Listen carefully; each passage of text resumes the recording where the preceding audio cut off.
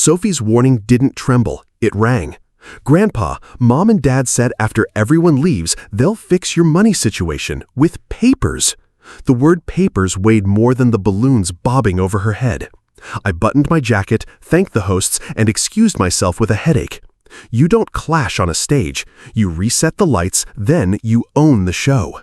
They rehearsed kindness. My granddaughter ended the play with one line. "Grandpa, they're going to make you sign things after the party." Her parents floated room to room, topping off wine and compliments. Sophie's fingers were cold in mine. "Mom says once you sign, it's all theirs." I slipped out early. Let them prepare an ambush. I'd already drawn the map. Streamers hissed in the air conditioning. A balloon skated along the ceiling and squeaked, a rubbery squeal that set my teeth on edge. From the living room came a burst of laughter. Kevin's, too loud, and Megan's, tuned to whatever pitch gets people to nod. Sophie's paper crown had slipped behind one ear. She looked up at me with eyes that were too old for 8. "Bank papers?" I asked, my voice almost nothing. Her nod was small and terrified. "They went Tuesday," she breathed. "They said it makes everything legal." There it was, the line that pulled the curtain. I wrapped her fingers in both of mine, warming them with a grandfather's promise and a businessman's resolve. "You did the right thing," I said, and because she needed something to hold, I gave her the simplest truth I had. "I love you." "That won't change when people get mad." She blinked. The crown wobbled. Somewhere, a candle hissed itself out on the cake. I straightened. My face found its party smile, the one that says, "Thank you for the canopies, and isn't this banner lovely?" "We go back in," I told her softly. "You open presents. I drink polite wine. We let the actors finish the scene." Her hand squeezed once, brave. I led her into the living room, past the gift table and the tidy stacks of cards, past Megan's tray of toothpicked cheese, past Kevin's watch check he tried to hide. He beamed when he saw us. He always did, like a full audience. "Everything okay, Dad?" he called. "Perfect," I said, and meant it in a way he didn't understand. I set my glass on a coaster, admired the balloons, asked a neighbor about her hydrangeas. On the coffee table, a pen lay beside a pile of glossy envelopes, the kind that swallow signatures and spit out consequences. I noted the brand, the placement, the eagerness in Megan's eyes when she glanced that way. Let them set their stage. Let them believe the mark is ready. But before the curtain falls, we rewind back to 7 o'clock this morning to the phone call that tilted the day. 7 o'clock found me in the kitchen with a mug breathing steam and the newspaper still folded to yesterday. The fridge hummed. Sunlight came in through the blinds in narrow bars, striping Ellen's photo on the wall. The phone lit up. Kevin. He doesn't call early. Not for birthdays, not for anything. "Dad, hey, quick one." His voice carried a tightness I knew from years of patching his messes, like a belt pulled one notch too far. "What's up, son?" He cleared his throat. "We really want you at Sophie's party.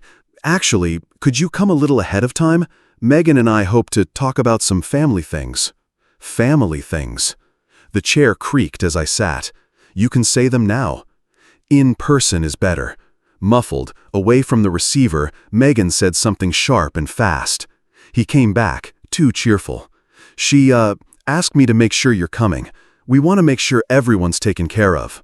There it was, the phrase people use when they're about to put their hand in your pocket and call it caregiving.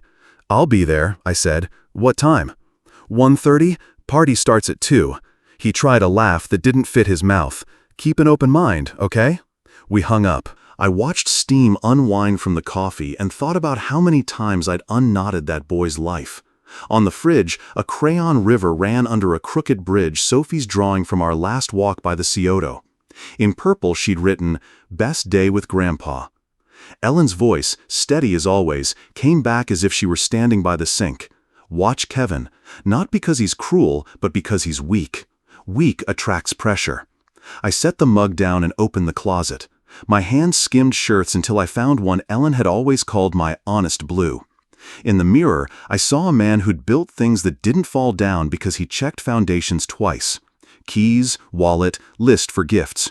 I slid the list into my pocket and took another look around the kitchen. The tidy counters Megan once suggested were too much for a man alone. Maybe that was the first probe. "All right," I told the empty house, "we'll go see the show."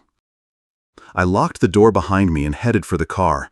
Before I dealt with smiles and speeches, I'd stop at Easton Town Center. Sophie deserved a present. I deserved answers. Easton wakes early on Saturdays. Families drifted under the glass canopies with coffee cups and strollers, and a saxophonist worked through scales near the fountain. I parked by the north entrance and went in with a short list and a longer suspicion. Sophie loves buildings. In the toy store, I found a kit with a skyline, clean lines, smart instructions, the kind of challenge that makes a kid's eyes narrow in concentration. "Gift wrap?" the clerk asked.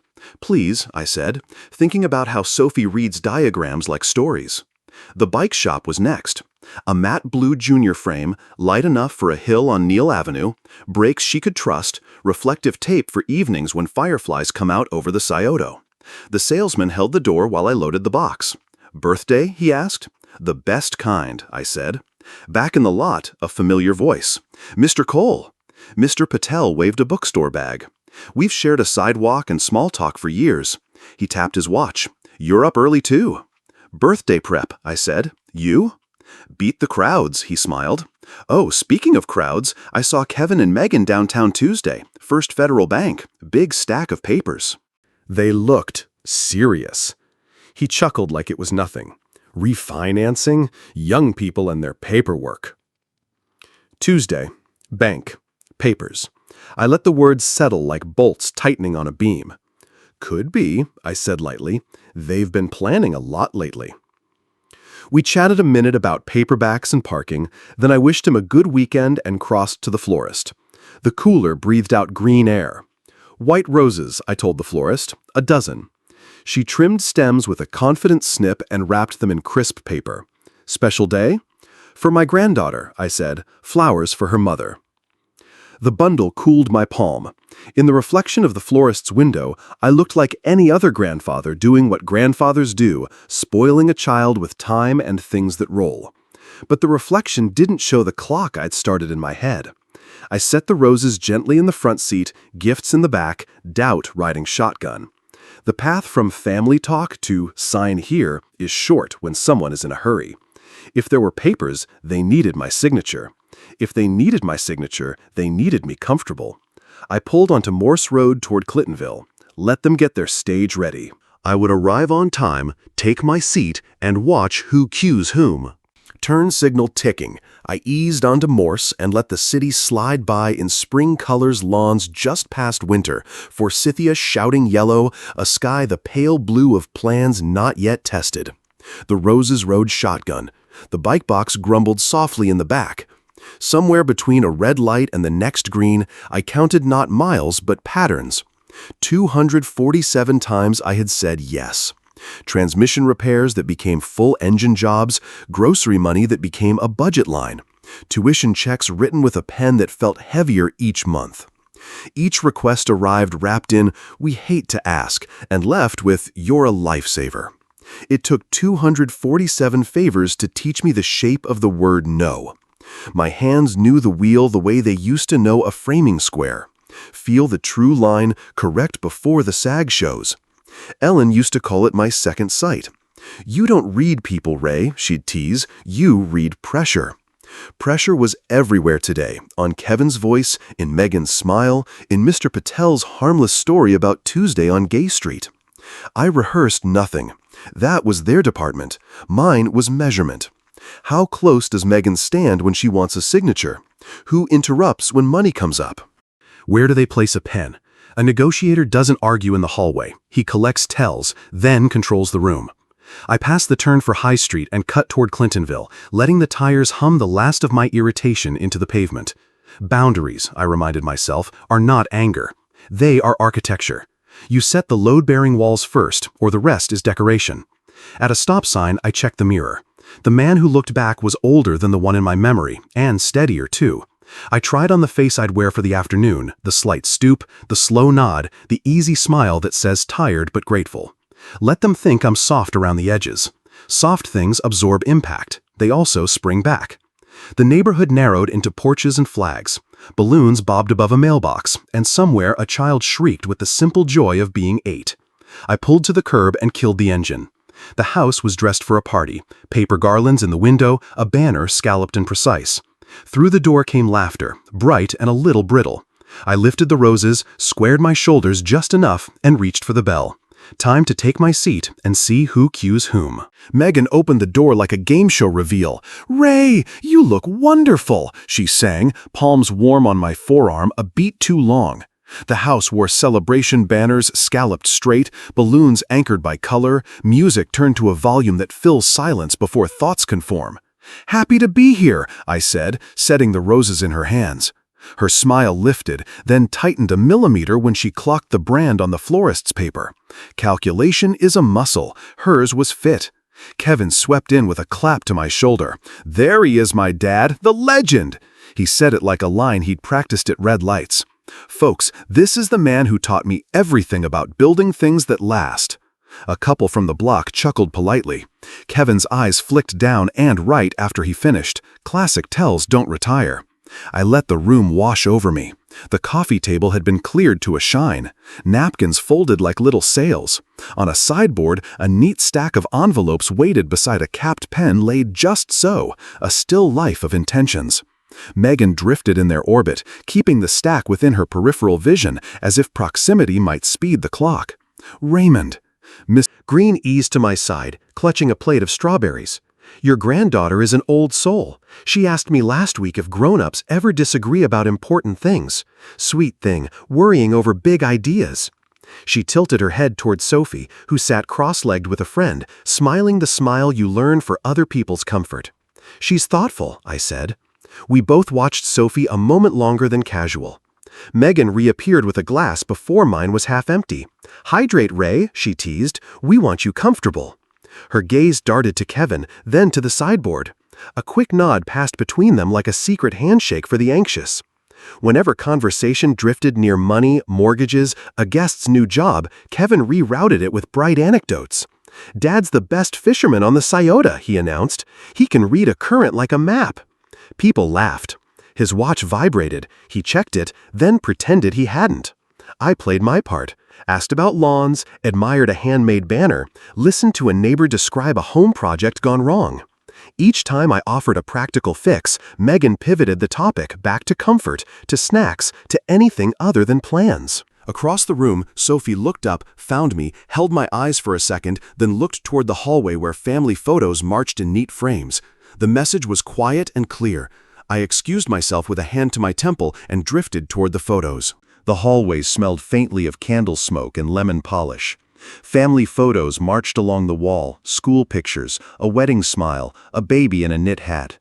Music and laughter floated from the living room like a soundtrack piped in from another house.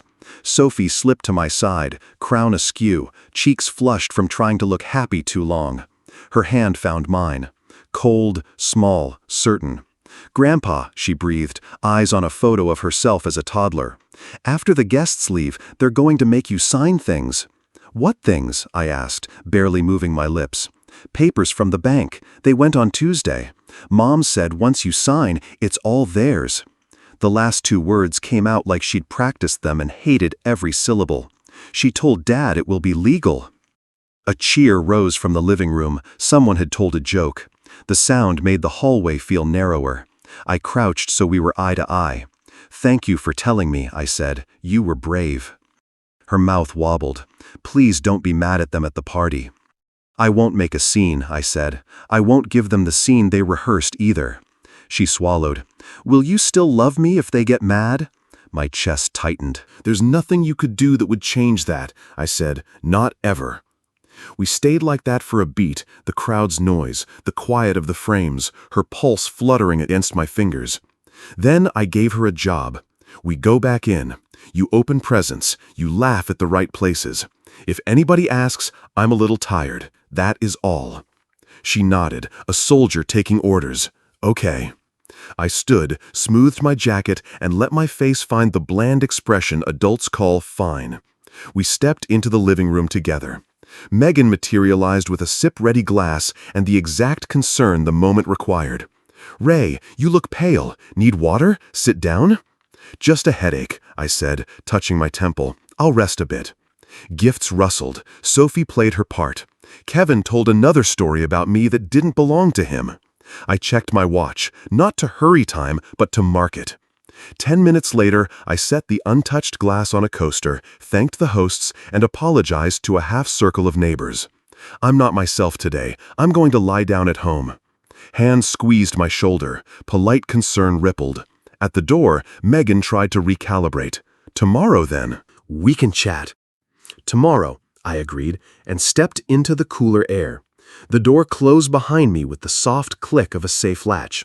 I walked to my car, already unlocking a different door in my mind, the one behind Ellen's picture. The house took a different breath when I closed the door behind me. Quieter, yes, but purposeful, like a workshop after the whistle. I went straight to the study. Ellen's portrait watched from above the credenza, the soft smile she never wasted. I touched the frame, slid it aside, and spun the dial on the safe by muscle memory. The tumblers fell in line like men I used to pay on Fridays. Steel and paper smell the same after a while, like old work. I lifted ledgers onto the desk, file tabs marching by year. Statements, deeds, insurance, tax returns, the paper skeleton of a life built by showing up. I stacked what mattered. Checking, brokerage, CDs, the file for the 3 rentals, the envelope labeled Education S. I hadn't filled that one in a long time. That would change. Numbers don't lie, but they do tell stories. Liquid a shade over 2.3. 3 properties with clean deeds and predictable rent. And then the part I'd been pretending was generosity rather than drift. 247 payments to Kevin and Megan. I counted them out loud, page after page. Groceries, tires, emergency dental, tuition, mortgage shortfalls. I drew a line across the legal pad and totaled it. 70,000 and change. Not theft, not then, but training. I saw the shape of it now. Requests small enough to be reasonable, frequent enough to be normal, elastic enough to grow. A man can drown in teaspoons. Outside, wind moved through the maple, a sound like quiet applause or warning. I flipped to the folder with my will. Standard, written when I still believed help would teach independence. I laid a blank yellow sheet over it and wrote in block letters, Sophie Educational Trust. Under that, bullet points. College, grad school, seed for business, medical if needed. Locked until 21, trustee independent. Not a weapon, a promise. I turned Ellen's photo toward me and spoke to the room. I will not sign away what we built. I will not fund their weakness. I will fund her future. The clock in the hall marked the top of the hour. I organized evidence the same way I used to lay out bids, clean stacks, highlighted lines, sticky flags like trail markers. A file for signatures I would not give. A separate file for signatures I would. The floorboard on the porch creaked, distinct, familiar. Heavy boots, a patient pause. Mr. Whitaker never knocked hard. He didn't have to. I knew him by the second creak. I opened the door to a man in a faded navy cap with a steel thermos and eyes that measured weather and people with the same care. "You left a party early," he said by way of greeting. "Either the cake was lousy or the company was." "Company," I said, and stepped aside. We sat on the porch where the maple spread shade like a good wingman. He poured coffee into the thermos cap and pushed it over without asking. "Seen a lot of kitchen table ambushes," he said. "They call it helping Dad.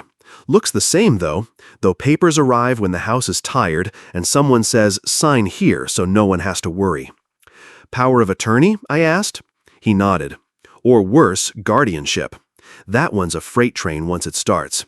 They file fast, wave a doctor's note, talk emergency.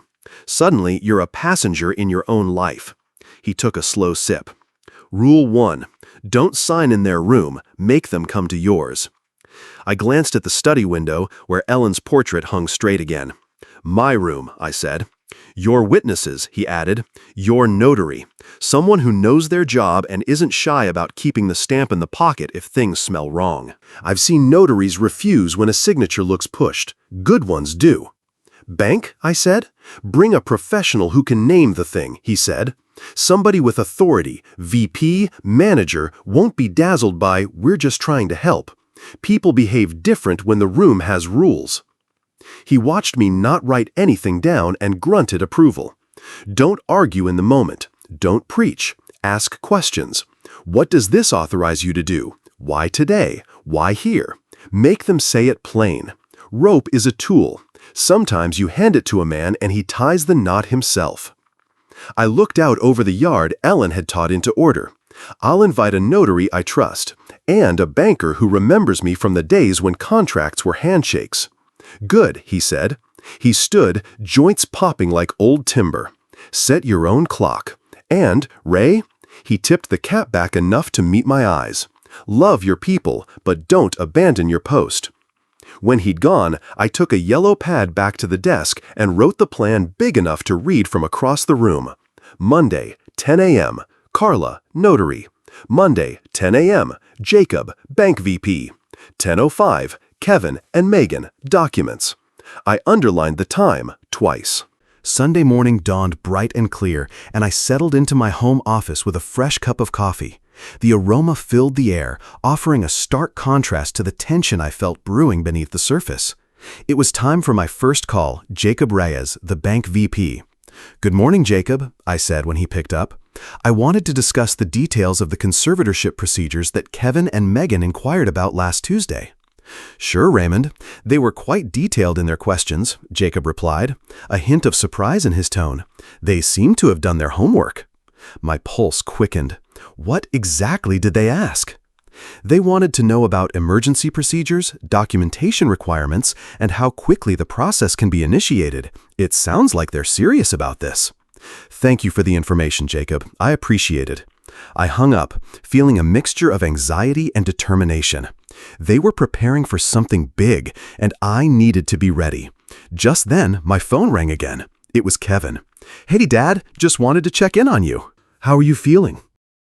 "I'm doing okay, Kevin," I replied, attempting to sound casual, though I could feel the tension in my chest. Just a bit of a headache. "Do you need us to come over? Megan and I can bring some food." "No, that's all right. But if you could bring over those documents we talked about this afternoon, that would be helpful." "What documents?" Kevin asked, his voice tinged with confusion. "The power of attorney papers," I said, maintaining my calm. "I'd like to look over them before I make any decisions." "Sure thing, Dad. We'll bring them over." After hanging up, I felt a sense of control wash over me. I had set the stage for our confrontation. I noted the time for Carla Nyan, the notary, to arrive at 10 a.m. tomorrow. I also planned to ask Jacob to come by to review the documents as well. The evening wore on, but my mind was still a flurry of activity, calculating and analyzing. I sat at my desk, writing out the timeline for the next day, ensuring every detail was carefully plotted. 10 o'clock, Carla would arrive to notarize documents. 10:15, Jacob would be bringing the necessary bank papers. I underlined these times, knowing they would be crucial. Next, I pulled out a fresh sheet and began drafting the educational trust for Sophie. I pictured her future college, graduate school, startup funds all secured and waiting for her. With every bullet point I wrote, I felt a sense of determination solidifying within me. This trust would not just protect her future, it would serve as a shield against the manipulations I had seen brewing. As I worked, I reviewed the checklist for witnesses and documentation. I wanted to ensure everything was in order, leaving no room for Kevin and Megan to maneuver. My resolve hardened with each stroke of the pen.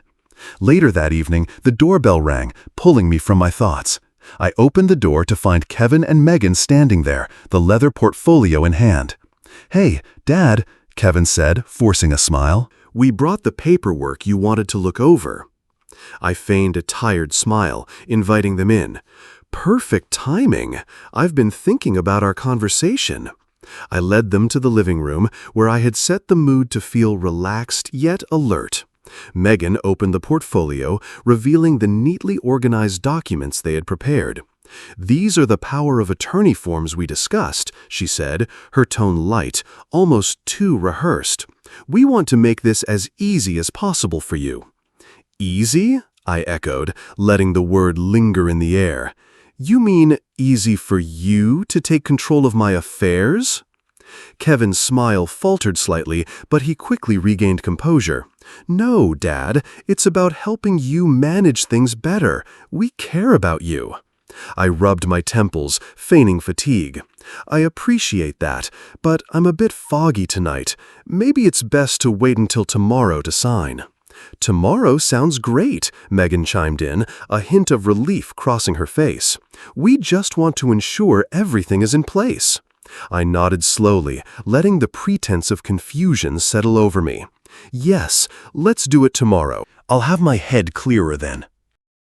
They exchanged glances, a silent communication that told me they were still committed to their plan.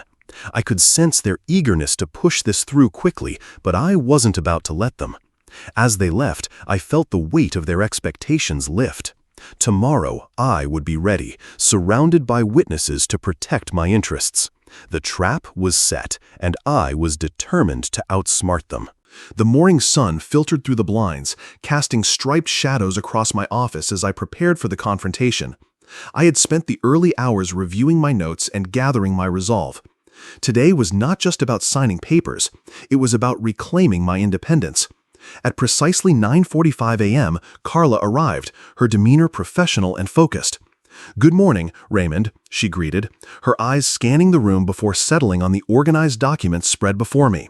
"Ready for some paperwork?" "Absolutely," I replied, motioning for her to take a seat. I could feel the tension in the air, a thick layer of anticipation as I prepared for Kevin and Megan's arrival. At 10 a.m., Jacob Reyes showed up, briefcase in hand. "Morning, Raymond. Ready for that portfolio review?" "Ready," I confirmed, feeling a surge of confidence. The stakes were high, and I had to remain sharp. As I introduced Carla, I could see Kevin and Megan's faces shift from casual excitement to uncertainty. They were expecting an easy signing, but today was not going to go as planned.